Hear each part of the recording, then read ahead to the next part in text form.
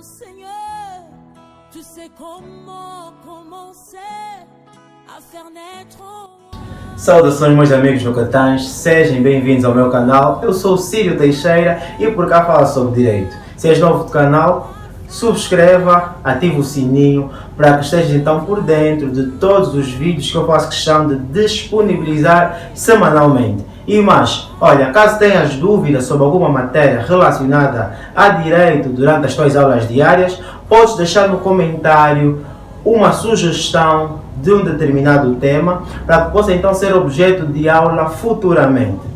Portanto, por hoje vamos falar sobre direito subjetivo.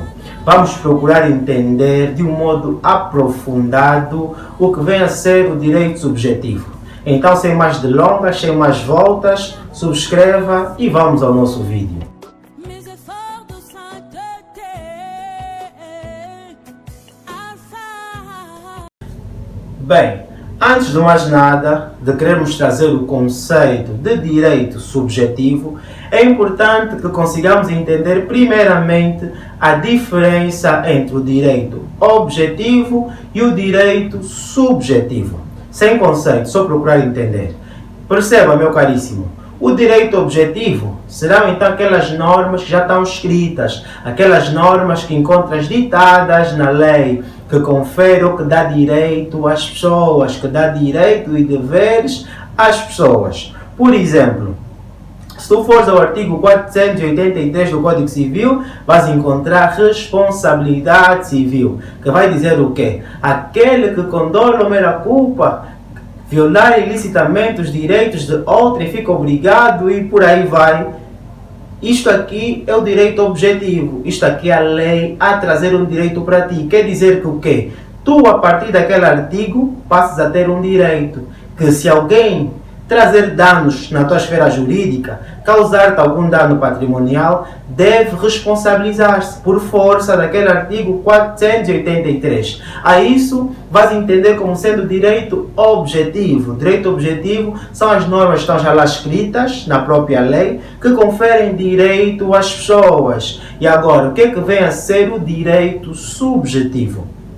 O direito subjetivo vai ser aquele direito que tu tens de exigir que aquele direito, passa aqui o pleonasmo, que tens no direito objetivo, aquele direito que está lá escrito que é teu, que te foi conferido, de exigires que ele seja respeitado, de exigires que ele seja efetivado, de exigires que ele seja cumprido. Ou seja, qual a diferença entre o direito objetivo e o subjetivo?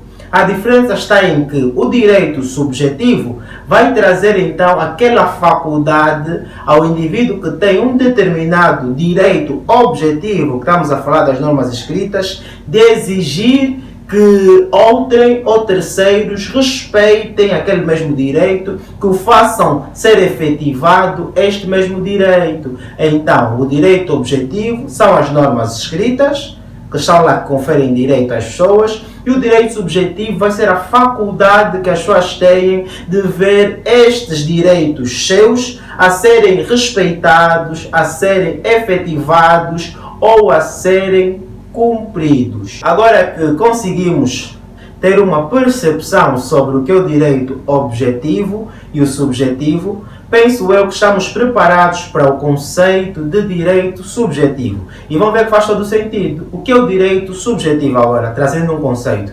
Vocês vão encontrar doutrinariamente que direito subjetivo pode ser entendido como a faculdade ou poder reconhecido pela ordem jurídica de exigir ou pretender de outrem um determinado comportamento, seja ele positivo ou negativo, para ver então materializado aquele seu direito, a pretensão do seu direito. Vou reiterar. Direito subjetivo podes entender como sendo a faculdade ou poder reconhecida pela ordem jurídica de exigir de outrem um determinado comportamento, seja ele positivo ou negativo, para ver então satisfeito aquele teu direito. Vais ver que não fugiu da diferença que eu já vos fiz sobre o direito subjetivo e o direito objetivo. Diante do conceito, verão que não foge muito do exemplo ou do entendimento que passamos sobre a diferença entre o direito objetivo e o direito subjetivo. Aí vais conseguir constatar que, como já temos o direito objetivo, o direito subjetivo vai ser aquela faculdade ou poder que a ordem jurídica, olha aqui atenção, que a ordem jurídica, ou seja, as normas que estão escritas, vai dar ao próprio indivíduo de exigir um determinado comportamento, seja ele positivo, estamos a falar de um fazer, ou negativo, neste caso, um não fazer, para ver então cumprido aquele seu direito que está claramente tipificado ou determinado objetivamente pela norma, ou seja, que encontramos então no direito objetivo, que a norma então já determinou como sendo o seu direito. O subjetivo vai ser a faculdade dele exigir que se cumpra ou se respeite aquele direito que ele já tem. Quanto à natureza dos direitos subjetivos, ou seja, quanto às suas raízes, vamos perceber que verificamos primeiramente no nominalismo sustentado pelos teólogos do século XIV, propriamente dito aqui chamando a atenção de Duns Scott e Guilherme Ockham.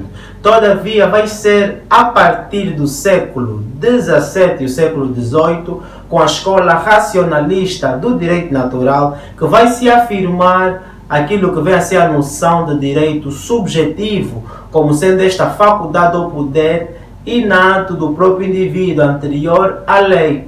Todavia, vai ser com o positivismo que vai se mudar aqui a figura do direito subjetivo, porque anteriormente ele ocupava uma posição fundante, ou seja, era anterior à lei. Todavia, com a própria positivação das coisas, ou a positivação das leis, ou dos direitos, aqui vamos verificar que vai ocupar uma posição fundada, porque vai incorporar a ordem jurídica, vai fazer parte da própria ordem jurídica, já não vai se entender como sendo anterior à lei. Vai ser a própria lei que vai lhe conferir este poder de exigir, esta faculdade de poder pretender ou exigir de outrem um dado comportamento. Por isso é que vais verificar que, a quando do nosso conceito, nós começamos por dizer que é uma faculdade ou poder reconhecida pela ordem jurídica, ou seja, a ordem jurídica é que vai conferir, é que vai passar a conferir este poder de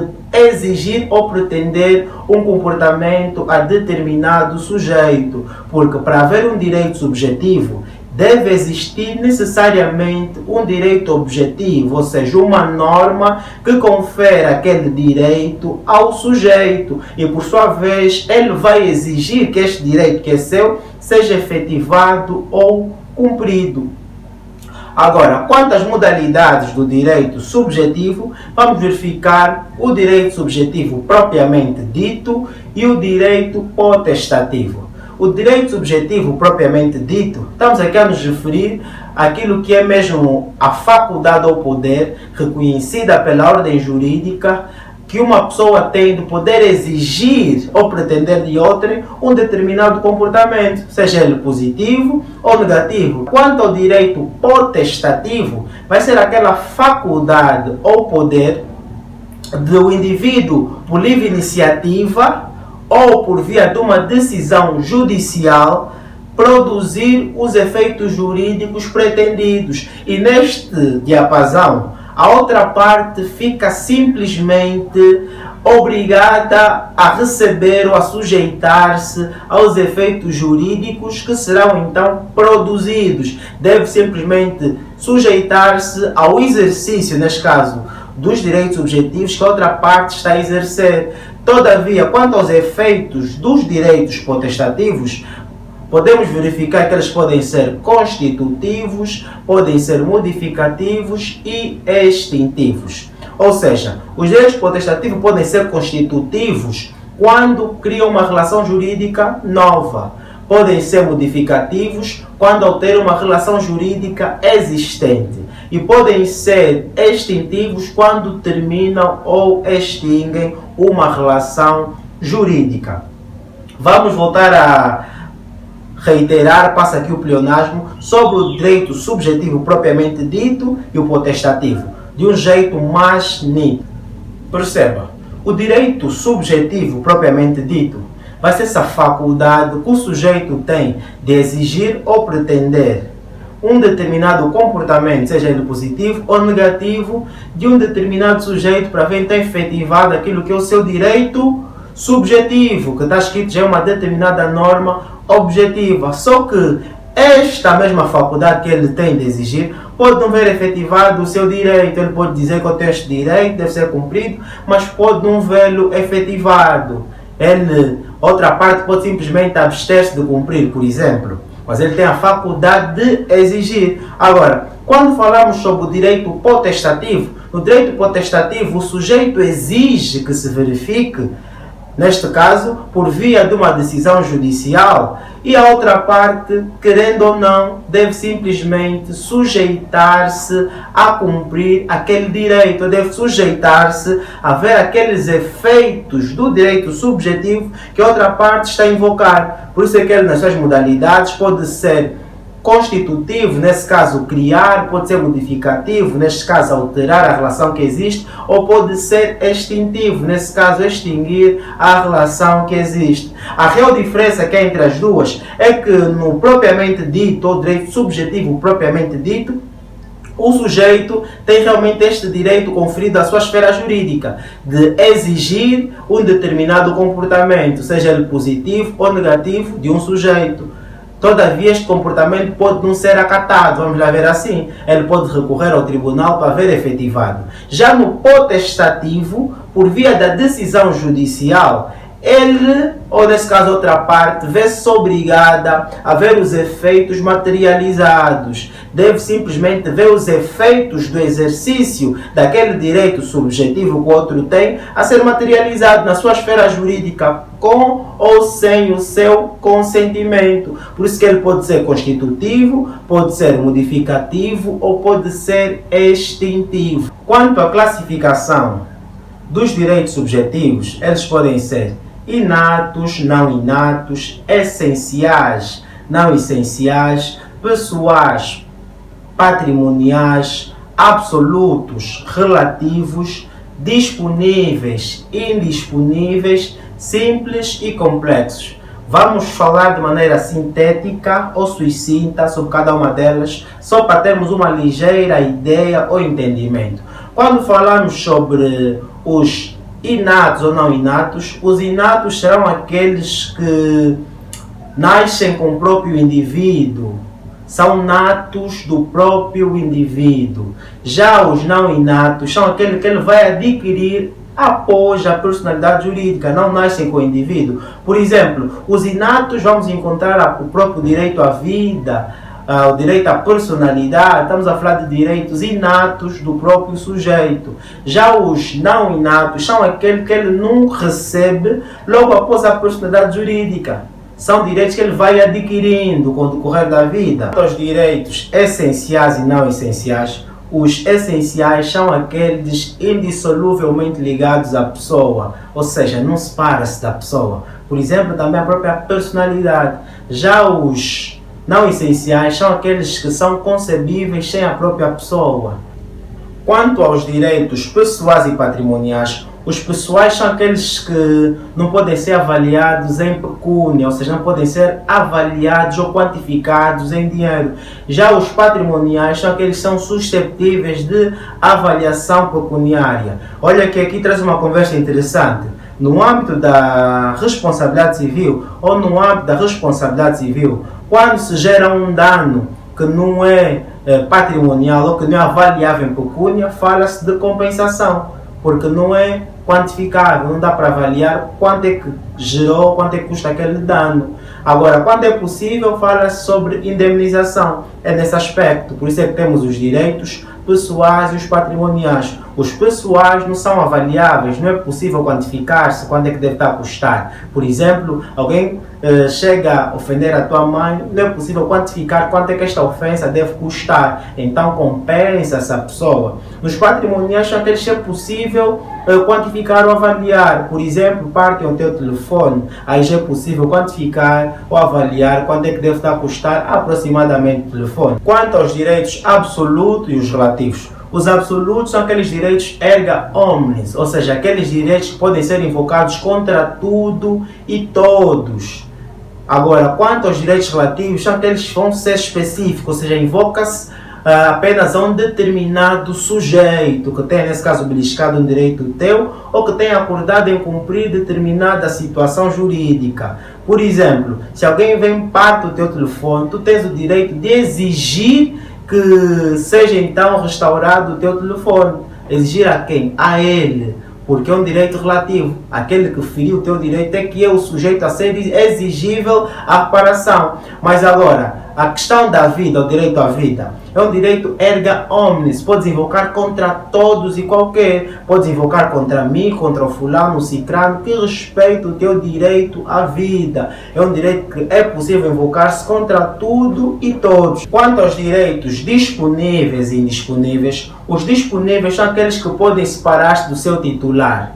Agora, quanto aos indisponíveis, são aqueles que são intransmissíveis. Por exemplo, o direito à personalidade, o teu nome tu não podes passar para outra pessoa a usar a tua identidade, fazer o uso dele. Estamos a falar de direitos intransmissíveis. Já os disponíveis, nesse caso, são aqueles que podem ser então afastados do seu titular. Podem então ser utilizáveis por outra pessoa, vamos assim entender. Por exemplo, eu passo da posse do meu veículo. É um direito disponível, é um direito transmissível. Eu posso passar da posse ou até mesmo a titularidade. É um direito que pode então desvincular-se do seu titular. Agora, o direito à vida, o nome, são direitos intransmissíveis, na ideia que não podem ser então afastados do seu titular. Quanto aos direitos simples e complexos, os simples são aqueles que se traduzem numa pretensão ou numa prestação específica.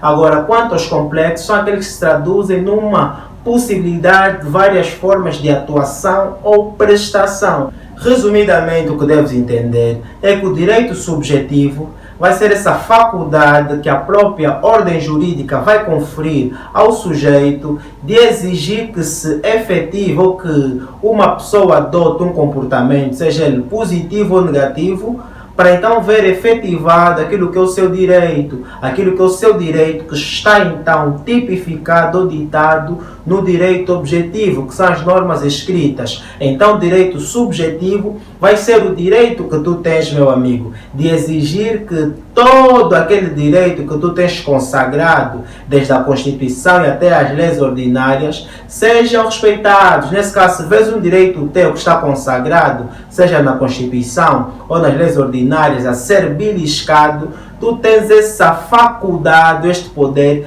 de exigir que ele seja respeitado, de exigir que ele seja efetivado, de exigir que ele seja cumprido. Esta é a faculdade que a ordem jurídica confere ao próprio indivíduo, ao próprio sujeito. Se gostaste desta videoaula, não esqueça a primeira coisa de deixar o teu like. Deixa então o teu comentário, sugestão de um novo vídeo, opiniões, críticas, recebemos todas. E não esqueça, fazes parte da família do Cotanje, então seja alguém ativo, deixa o teu feedback sobre os nossos vídeos, convida os teus amigos, os teus colegas para poderem também então aderir aos vídeos que temos cá disponibilizados, na ideia de fazer apenas uma coisa, poder ajudar cada um de vocês. Então, estamos juntos e até o nosso próximo vídeo.